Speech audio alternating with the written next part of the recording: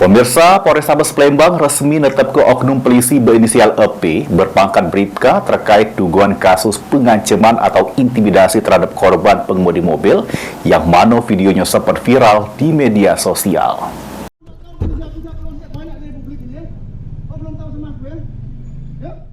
Oknum polisi inisial EP berpangkat Bribka resmi ditetapkan jadi tersangka sesudah menjalani pemeriksaan di Polrestabes Palembang. Bribka EP yang bertugas di Polsek Muara Padang, Polres Banyuasin ini jadi tersangka dan ditahan atas dugaan kasus tindak pidana pengancaman atau intimidasi ke korban Dodi Amijaya, pengendara mobil yang menyenggol mobil anaknya. Kapolres Palembang, Kombes Pol Haryo Sugiarto mengungkap oknum polisi ini diperiksa secara maraton. Selain itu, Bribka EP resmi jadi tersangka berdasar ke hasil barang bukti video yang ada. Selain itu, sajam punya tersangka juga sudah diamankan. Ini tersangka sudah diamankan ke Mapolda Sumsel untuk jalani pemeriksaan lebih mendalam oleh Bid Propam Polda Sumsel.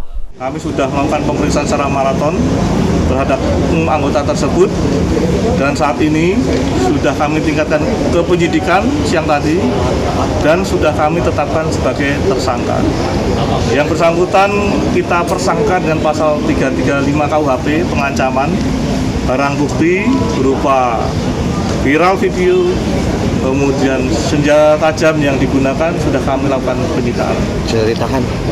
Dan saat ini yang bersangkutan sudah diamankan oleh bidang profesi dan pengamanan Polda yang kebetulan juga ikut serta dalam kegiatan pemeriksaan yang kami lakukan karena ini menyangkut masalah oknum. Oleh karena itu ada tindakan-tindakan yang lain yang perlu dilakukan oleh bidang profesi dan pengamanan Bid Propam Polda Sumatera Selatan.